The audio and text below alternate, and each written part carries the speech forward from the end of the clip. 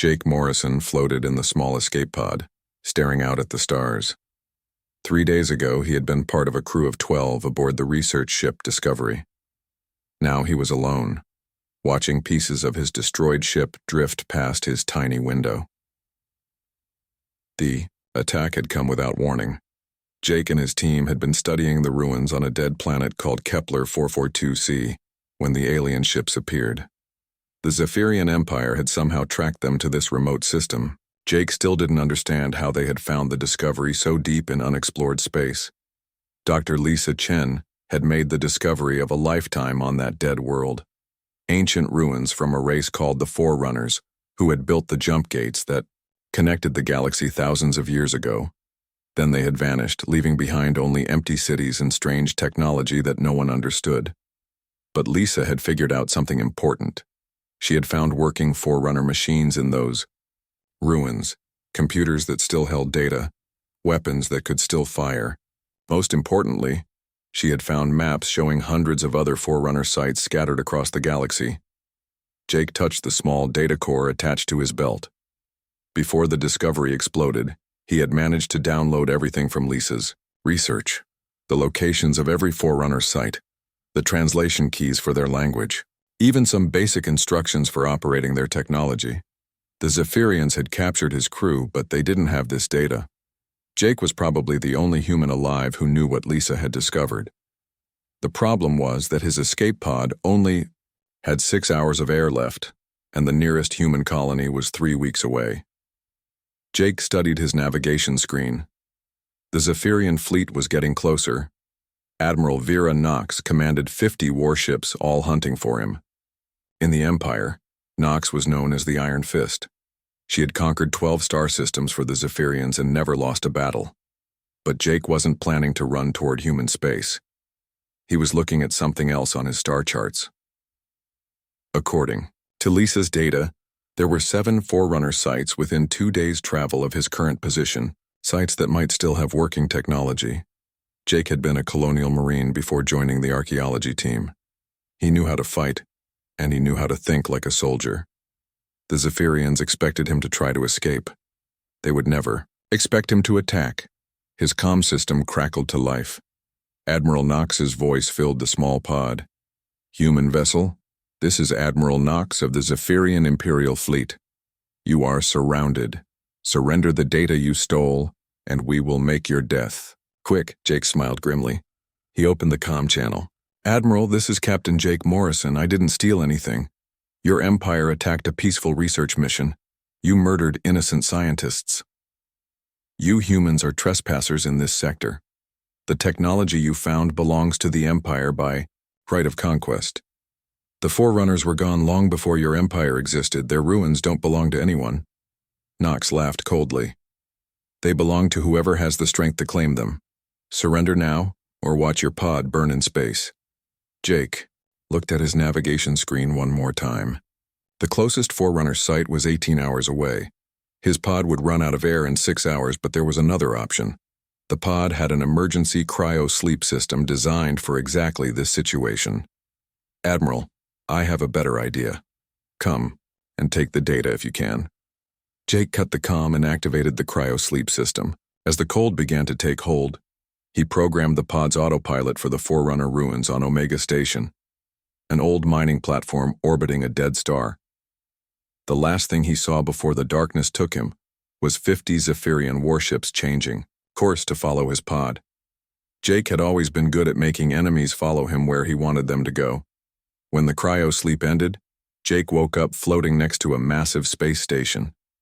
Omega Station had been abandoned for decades, but according to Lisa's research, it was built on top of much older Forerunner ruins. The mining company had drilled right into an ancient facility without knowing what they had found. Jake's pod was almost out of power, and his air would last maybe 10 minutes. But the station still had atmosphere in some sections. He guided his pod to a docking bay and sealed the airlock just as his oxygen ran out. The station was dark and cold, but Jake could breathe. More importantly, according to his scanner, there were Forerunner energy signatures coming from the lower levels. The ancient technology was still there, just waiting for someone who knew how to use it. Jake made his way through the abandoned mining tunnels, following the energy readings. The Zephyrian fleet would arrive soon, and when they did, they would expect to find his body floating in a powerless pod. Instead, they would find something they never expected. Jake reached the bottom level of the station and stood before a massive metal door covered in Forerunner symbols. Using Lisa's translation keys, he read the warning carved into the ancient metal. Defense systems active. Authorized personnel only. Jake connected his data core to a control panel next to the door. The Forerunner computers were incredibly advanced, but Lisa had cracked their basic operating codes. Jake entered the authorization sequence she had discovered in the ruins. The door opened with a deep rumble. Blue lights flickered to life in the chamber beyond, illuminating technology that had been dormant for 10,000 years. Jake stepped inside and saw weapons, computers, and machines he couldn't even identify. A holographic display activated, showing the space around Omega Station. 50 red dots were approaching fast. The Zephyrian fleet would arrive in less than an hour. Jake studied the weapon controls. The Forerunners had built these defense systems to protect something important. According to the displays, the weapons were powered by the station's reactor and ready to fire. He just needed to figure out how to aim them. The comm system crackled again. Admiral Knox was hailing the station. "Captain Morrison, our sensors show you made it aboard that derelict facility. You have delayed the inevitable, nothing more. Surrender now, and we will grant you a warrior's death." Jake looked at the weapon displays, then at the approaching fleet. 50 ships against one human hiding in ancient ruins. Knox probably thought this would be the easiest victory of her career. She was about to learn that some humans don't stay hidden when they're cornered. They fight back. Jake placed his hands on the Forerunner weapon controls. The ancient machines responded to his touch, as if they had been waiting thousands of years for someone to wake them up. Admiral Vera Knox stood on the bridge of her flagship, the ZES Dominator, watching 50 warships move into attack formation around Omega Station. In 30 years of military service, she had never assembled such a massive force to capture one person. The human hiding in that old mining station was about to learn what happened when someone defied the Zephyrian Empire. "All ships report ready, Admiral," said Lieutenant Carl Peters, her tactical officer. "The station appears to be powered down. Our sensors detect one human life sign in the lower levels." Knox nodded. "Begin the assault. I want that facility torn apart section by section until we find Morrison and the data he stole." The first 3 cruisers moved forward, their weapon systems charging. Knox expected this to be over quickly. The station was old and defenseless. Morrison was trapped with nowhere to run. Then the ancient weapons fired. Beams of pure energy lanced out from hidden emplacements on the station's hull. The weapons moved faster than anything Knox had ever seen, bending space itself as they traveled. The lead cruiser, the ZES Conqueror, simply vanished in a flash of blue light. 800 Zephyrian warriors died in an instant. "What was that?" Knox shouted as her bridge crew scrambled at their stations. "Unknown energy weapons, Admiral. The signatures don't match any known technology. They appear to be powered by the station's core reactor." The second cruiser tried to retreat, but another beam caught it amidships. The ship broke in half, its crew spilling into space. The third cruiser managed to raise its shields, but the Forerunner weapons cut through the energy barriers like they weren't there. Knox watched 3 of her finest ships die in less than 2 minutes. Whatever Morrison had found in that station, it was far more dangerous than anyone had imagined. "All ships pull back to maximum range," Knox ordered.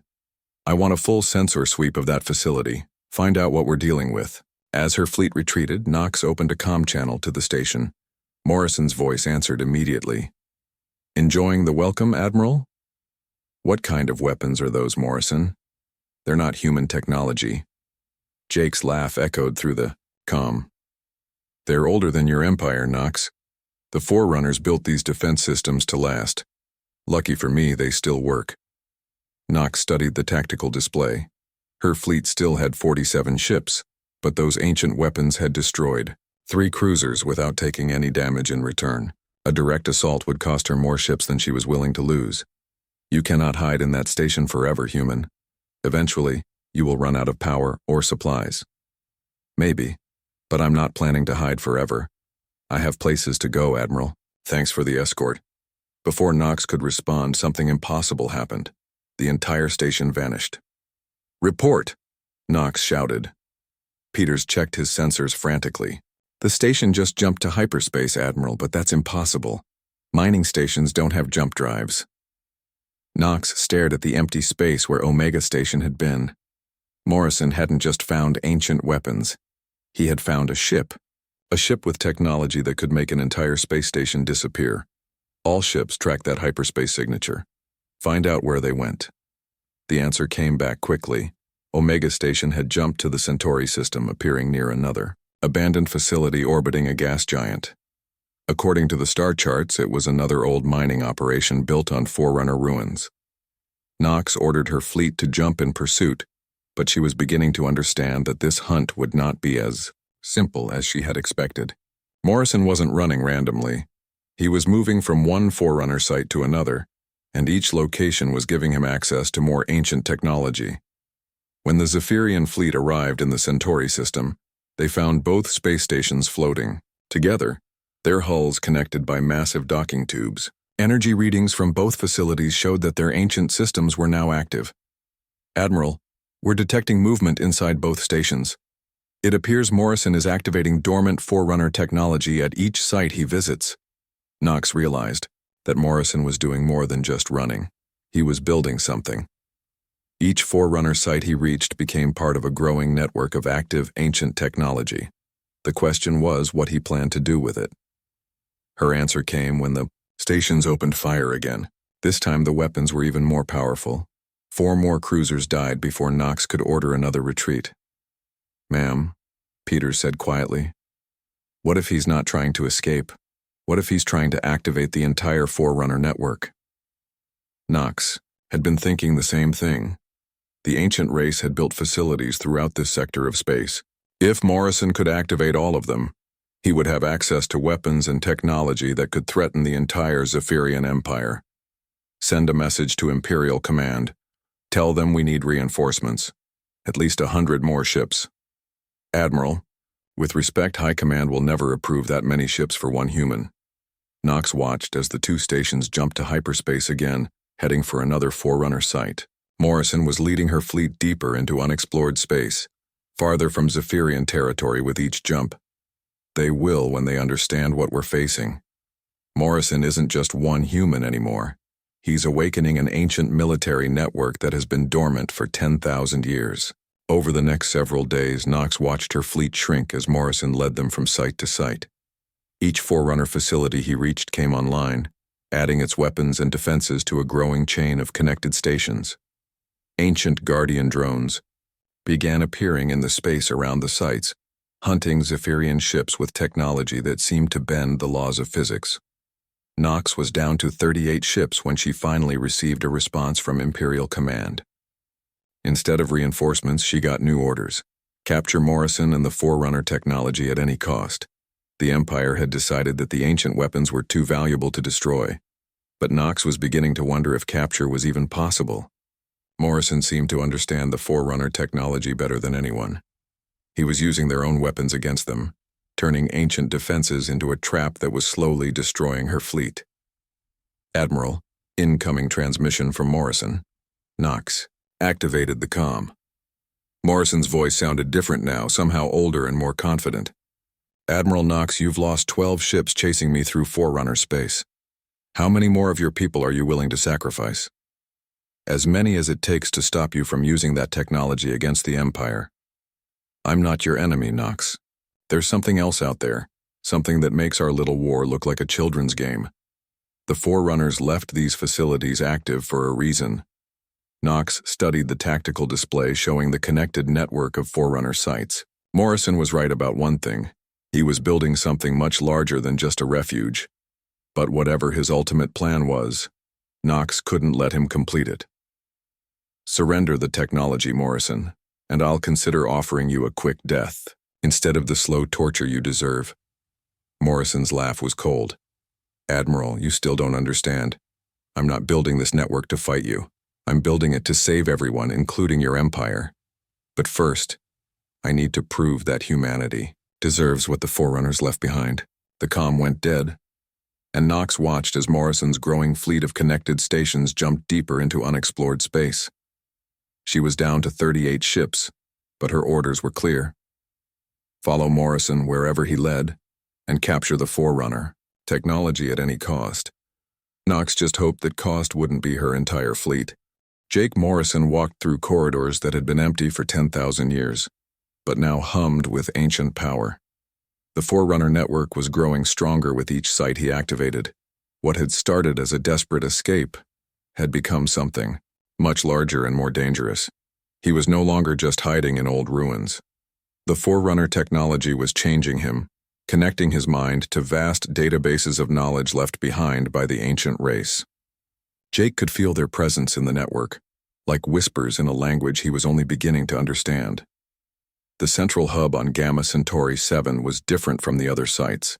It was massive, built inside a hollow moon orbiting a dying star. According to the data Lisa Chen had discovered, this facility was some kind of command center for the entire Forerunner network. Jake stood before a control room filled with displays showing star maps, energy readings, and information he couldn't fully comprehend. But one thing was clear. The Forerunners hadn't vanished.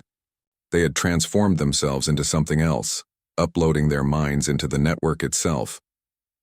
A holographic figure materialized in front of him. It looked almost human, but its eyes held the weight of millennia. When it spoke, Jake heard the voice directly in his mind. "Welcome, Inheritor. You have passed the first trials." Jake stared at the figure. "You're a Forerunner. I am what remains of our civilization. We have been waiting for your species to find us, waiting for someone with the genetic markers necessary to interface with our technology." "What genetic markers?" The hologram gestured to displays showing DNA sequences. "Only a small percentage of humans carry the genetic patterns we embedded in your species long ago. You are one of perhaps 1,000 individuals in your entire population who can fully access our systems." Jake felt a chill run through him. "You experimented on humanity. We guided your evolution as we did with many younger races. But humans were special. You showed the potential to be worthy inheritors of our legacy." The displays around the room changed, showing images of the galaxy from space. Jake saw vast fleets of dark ships moving between stars, consuming entire solar systems. Planets stripped, bare stars extinguished, whole civilizations devoured. "The Devourers," the Forerunner explained. "They consume galaxies, moving from one to the next in an endless cycle of destruction. We fought them for 1,000 years and realized we could not win through conventional warfare. So you built this network. We preserved our knowledge and waited for a species capable of both creation and destruction, wisdom and warfare. The Devourers are returning to this galaxy. They will arrive within months." Jake stared at the images of destruction. "How do we stop them?" "By uniting the galaxy's civilizations under a single banner, by sharing our technology with every species willing to defend their homes. But first, you must complete the final test." "The hologram pointed to another display showing Admiral Knox's fleet. The Zephyrians were down to 32 ships now, but they were still pursuing Jake through Forerunner space. "You have the power to destroy them easily. Our weapons are beyond anything the current galactic civilizations possess. The simple choice would be to eliminate the threat and return to human space with our technology." Jake understood. "But that would prove humanity isn't ready for your legacy." "Precisely. The Devourers succeed by turning species against each other. They seed conflict and watch civilizations tear themselves apart. If you use our power simply to defeat your enemies, you prove that humans are no different from the dozens of species that failed this same test." Jake studied the tactical display showing Knox's fleet. He could destroy every Zephyrian ship with a thought.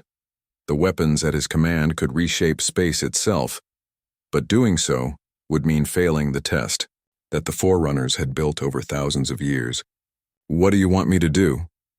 "Show us that humanity can choose cooperation over conquest when given ultimate power. Prove that your species is worthy to inherit 10,000 years of accumulated knowledge." Jake felt the weight of an entire civilization's expectations. Not just humanity's future, but the fate of every species in the galaxy. The Devourers were coming, and only a united galaxy would have any chance of survival. He opened a comm channel to Admiral Knox. "Admiral, this is Jake Morrison. I want to discuss terms for ending this conflict." Knox's voice was suspicious. "I'm listening." "I'm going to transmit data to your fleet. Historical records from the Forerunner archives. Information about a threat that makes our current fight meaningless." "Another trick, Morrison?" Jake looked at the Forerunner hologram, who nodded encouragingly. "No tricks, Admiral. I'm offering to share everything I've learned, but you need to understand what's coming." He transmitted the complete Devourer files to Knox's flagship. Images of consumed galaxies, tactical analyses of their weapons and strategies, and most importantly, the projected timeline for their arrival in local space. On the bridge of the ZES Dominator, Admiral Knox watched the data. With growing horror, Commander Tony Rodriguez, her communications officer, was the first to speak. "Admiral, if this information is accurate, the entire galaxy has less than 6 months before the Devourers arrive." Knox stared at images of dead solar systems, stripped of all matter and energy. "Morrison, is this real?" "It's real, Admiral. The Forerunners fought them for 1,000 years before deciding that conventional warfare couldn't win. That's why they built this network. They were preparing for the Devourer's return." Knox studied her tactical display. Her fleet was down to 32 ships, and Morrison controlled ancient weapons that could destroy them all. But instead of attacking, he was sharing intelligence about a threat that endangered everyone. "What are you proposing, Morrison?" "The Forerunners left their technology for whoever could prove themselves worthy. Not just humans, but any species willing to work together for survival. The Devourers consume divided galaxies. They've never faced a truly united resistance." Knox felt the weight of command settling on her shoulders. Her orders were to capture Morrison and the Forerunner technology for the Empire. But the Empire wouldn't exist if the Devourers consumed their homeworlds. "Lieutenant," Peters approached her station quietly. "Admiral, long-range sensors are detecting movement at the galactic rim. Large objects moving faster than anything in our databases." Knox looked at the sensor readings, then at the Devourer files Morrison had transmitted. The timeline was even shorter than predicted. The enemy was already here. "Morrison, how much time do we have?" "Weeks, maybe days. The question is whether we spend that time fighting each other or preparing a real defense." Knox made the hardest decision of her career. She opened a fleet-wide comm channel. "All ships, this is Admiral Knox. Stand down weapons. We are no longer pursuing Captain Morrison. New orders will follow." She closed the channel and spoke directly to Jake. "Morrison, what do you need from us?" Jake felt the Forerunner presence in his mind, approving of his choice. The test was nearly complete, but the real work was just beginning. "I need you to contact every government, every military force, every species in the galaxy. Tell them that the age of isolated civilizations is over. We unite, or we all die." Knox nodded grimly. The iron fist of the Zephyrian Empire was about to become something she had never expected to be, a diplomat in humanity's war for galactic survival. Admiral Knox stood in the communication chamber of the central Forerunner hub, watching holographic displays show the response to Jake Morrison's galaxy-wide broadcast. Some species were fleeing deeper into space. Others were mobilizing their fleets for war. Most were demanding proof that the Devourer threat was real. Jake floated in the network's control center, his consciousness partially merged with the Forerunner systems. The ancient race's knowledge flowed through his mind like a vast river of information. He could access the memories of beings who had fought the Devourers across multiple galaxies, but the weight of that knowledge was almost overwhelming. "The Altarian Confederacy is demanding we prove the threat exists," Knox reported. "They think this is some kind of human trick to gain control over Forerunner technology." Jake opened his eyes, focusing on the real world with effort. The network wanted to pull his consciousness deeper, to show him secrets that the Forerunners had gathered over millions of years, but he needed to stay connected to his own humanity. Show them the sensor readings from the galactic rim. The Devourers aren't hiding anymore. Knox activated the long-range scanners built into the Forerunner network. The ancient sensors were far more powerful than anything current civilizations possessed. They could detect energy signatures across thousands of light years. What they showed made Knox's blood run cold. A massive fleet of dark ships was moving through the galaxy's outer systems, consuming everything in their path. Entire star systems were going dark as the Devourers stripped them of matter and energy. "My God," she whispered. "There are millions of them." Jake nodded grimly. The Forerunners estimated this invasion force at over 10 million ships. They've been building it in the void between galaxies for thousands of years. Commander Tony Rodriguez, who had joined Knox at the Forerunner facility, studied the tactical displays. "Admiral, at their current speed, they'll reach the core worlds in less than 4 weeks." Knox activated the galaxy-wide communication array. "This is Admiral Knox of the former Zephyrian Imperial Fleet. I'm transmitting real-time sensor data showing the Devourer invasion force. Any government that wants to survive the next month needs to join this alliance immediately." The response was immediate and chaotic. Military frequencies filled with panicked chatter as species across the galaxy confirmed the sensor readings with their own instruments. The Devourers weren't just a threat anymore. They were here. Jake felt the Forerunner consciousness stir in the network. The ancient beings were pleased with humanity's choice to share the warning, but the real test was still coming. Having the power to unite the galaxy was one thing. Actually doing it was something else entirely. "We're getting responses from over 200 species," Rodriguez reported. "Most are requesting immediate access to Forerunner weapons and technology." Knox looked at Jake. "Can we give them what they need?" Jake closed his eyes and reached into the Forerunner network. The ancient systems contained blueprints for weapons, ships, and defenses beyond anything the current galaxy possessed. But sharing that technology would fundamentally change the balance of power between species. The Forerunners built this network to be activated by a single individual who could prove their species worthy, Jake said. But the technology was always meant to be shared with anyone willing to fight for survival. He interfaced with the central control systems and began transmitting Forerunner technical data to every species that had joined the alliance. Weapon designs, shield technologies, instructions for building faster-than-light communication networks, everything needed to coordinate a galaxy-wide defense. But as the data flowed outward, Jake felt something else stirring in the network. The Forerunner consciousness was showing him deeper layers of their history, images of other galaxies, other species that had been offered the same choice. Most had failed the test. When given access to Forerunner technology, they had turned it against each other instead of their common enemy. The Devourers had consumed those galaxies easily, feeding on the chaos that advanced weapons brought to primitive civilizations. "Jake," Knox said urgently, "we're getting reports of fighting between some of the Alliance species. The Rigelians and the Centauri Republic are both claiming the same star system as a strategic position. They're threatening to use Forerunner weapons against each other." Jake opened his eyes and saw the galaxy-wide tactical display. Red indicators were showing conflicts breaking out between Alliance members. Some species were using their new Forerunner technology to settle old territorial disputes instead of preparing for the real enemy. This was the final test. The Forerunners had given him the power to unite the galaxy, but unity couldn't be forced. It had to be chosen again and again by every species in the Alliance. "Admiral, I need you to do something that goes against every military instinct you have," Jake said. Knox looked at him warily. "What?" "I'm giving you command of the Alliance. Fleet. All of it. Every ship from every species that joins us will answer to you." Knox stared at him in shock. "Jake, I was hunting you 3 weeks ago.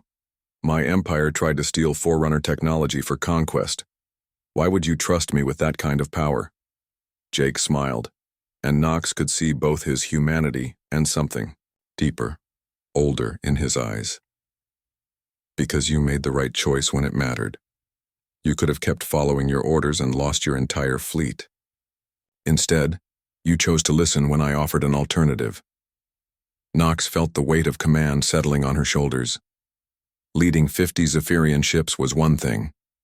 Coordinating the defense of an entire galaxy was something else entirely. Jake, I don't know if I'm the right person for this. The Forerunners spent 10,000 years preparing for this moment. Their network has been analyzing every species in the galaxy, looking for individuals capable of the kind of leadership this situation requires. You're not just the right person, Nox. You're the only person. Jake activated the Forerunner communication array and broadcast to every ship in the Alliance fleet. This is Jake Morrison. I'm placing Admiral Nox in overall command of Galactic Defense Operations. Any species that has a problem with that can leave the Alliance and face the Devourers alone. The response was immediate and mixed. Some species objected to being commanded by a former Zephyrian officer. Others demanded that their own military leaders be given equal authority. But as reports continued to arrive showing the Devourer fleet consuming outer systems, practical concerns overrode political ones. Within hours, Nox found herself commanding a fleet of over 50,000 ships from 200 different species.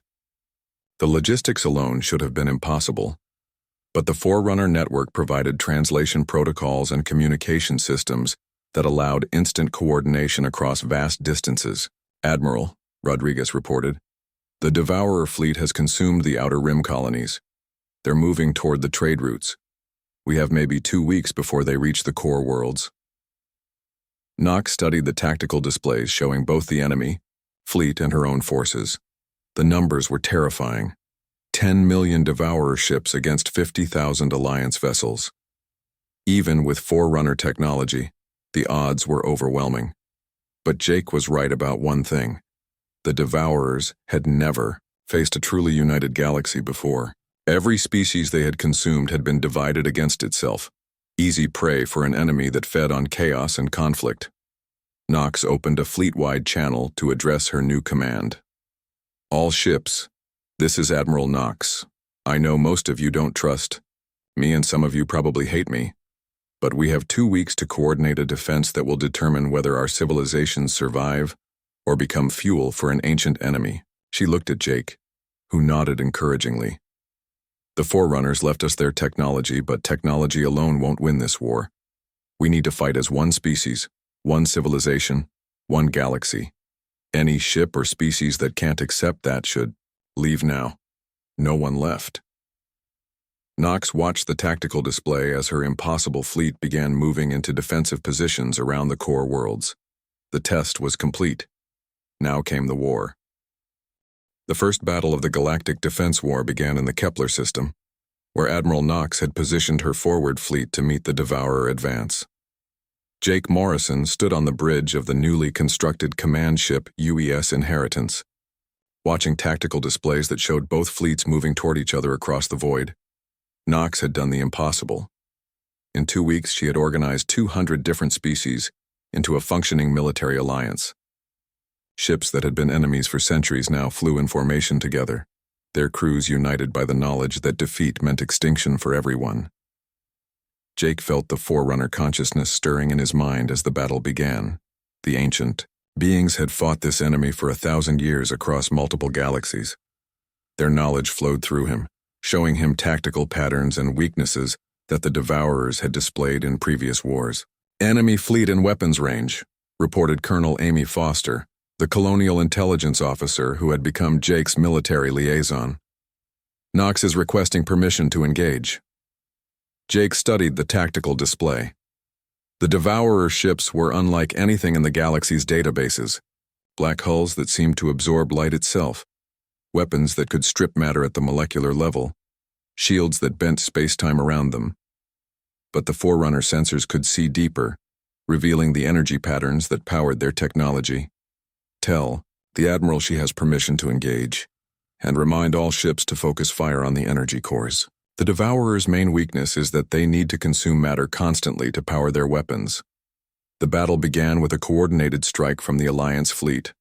Forerunner weapons, now installed on ships from dozens of species, fired in perfect synchronization.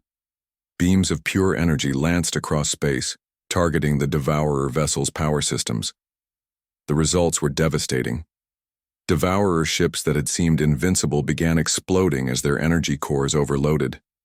For the first time in their history, the ancient enemy was facing weapons that could actually hurt them. But the Devourers adapted quickly.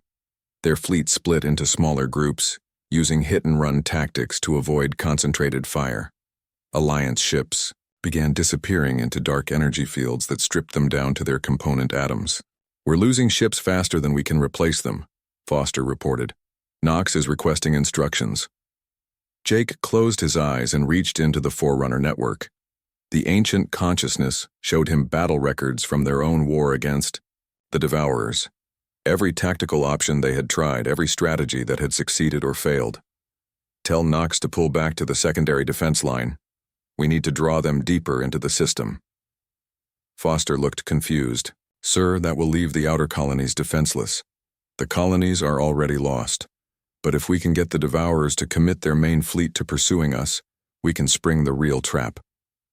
Jake activated the Forerunner communication network, sending orders directly to every Alliance ship. The retreat began in perfect coordination, with covering forces protecting damaged vessels as the main fleet fell back toward the system's inner planets. The Devourers pursued aggressively, thinking they had won another easy victory. Their massive fleet poured into the Kepler system, consuming the abandoned colonies for energy while chasing the retreating Alliance forces. That's when Jake activated the real Forerunner weapon. Hidden throughout the system were ancient devices that the Forerunners had built during their own war with the Devourers. Not weapons in the conventional sense, but something far more dangerous. Machines that could alter the fundamental laws of physics in localized areas of space. Reality twisted around the Devourer fleet as Jake activated the devices. Ships that relied on consuming matter found themselves in zones where matter and energy followed different rules. Their weapons stopped working. Their shields collapsed. Their engines died as the space around them rejected their existence. Thousands of Devourer ships were trapped in pockets of altered reality, helpless targets for the Alliance fleet's counterattack. For the first time in millions of years, the Devourers retreated from a battle they couldn't win. But Jake knew this was only the beginning. The main Devourer fleet was still out there, adapting to the new threat. They would return with different tactics, different weapons, different strategies. "Admiral Knox is reporting minimal casualties in her fleet," Foster said. "The Devourers are pulling back to regroup." Jake opened his eyes and looked at the tactical display. The Alliance had won the first battle, but the real war was just starting. The Devourers had consumed 12 galaxies by learning from each defeat and coming back stronger. "Colonel, send a message to all Alliance governments. This victory proves we can hurt them, but they won't underestimate us again. We need every ship, every weapon, every resource that our civilizations can provide." Over the following days, the response exceeded Jake's expectations. Species that had refused to join the Alliance were now volunteering their fleets. Ancient enemies were sharing technology and resources. The victory at Kepler had done more than stop a Devourer advance. It had proven that unity was possible. Jake stood in the Forerunner control center, feeling the network's approval flowing through his consciousness. The test was complete. Humanity had proven itself worthy, not through conquest, but through cooperation. Not by defeating enemies, but by making allies. Knox entered the chamber, looking tired but determined. "Jake, we're getting reports from across the galaxy. Every major species is sending ships to join the Alliance. Even the isolationist races are opening their borders to refugee fleets." Jake smiled. The Forerunners would be proud. This is what they hoped would happen when they built this network. What happens now? The Devourers won't give up just because we won one battle. Jake gestured to the displays showing the growing Alliance fleet. Ships from hundreds of species were converging on strategic points throughout the galaxy, creating a defensive network that spanned star systems. Now we do what the Forerunners couldn't. We don't just fight the Devourers, we unite the galaxy, so completely that they can never divide us again. When they return for their next attack, they won't find scattered civilizations fighting each other. They'll find one galaxy, one people, one voice saying no. Knox nodded, understanding the scope of what they were building. "And if we can do that here?" Jake looked out at the stars, knowing that somewhere in the void between galaxies, other Devourer Fleets were preparing to consume other star systems. Then maybe we can carry the fight to them. The Forerunners showed us that defense is possible. But what if we could show other galaxies that victory is possible too? The Forerunner consciousness stirred in Jake's mind, showing him images of distant galaxies where the Devourers were still advancing. Billions of species facing extinction, unaware that somewhere in a distant spiral arm, a galaxy had found a way to fight back. Nox understood. You want to become the Forerunners for other galaxies. Leave behind knowledge and weapons for civilizations that haven't faced the Devourers yet. Not just knowledge, hope. Proof that unity can defeat any enemy, no matter how ancient or powerful.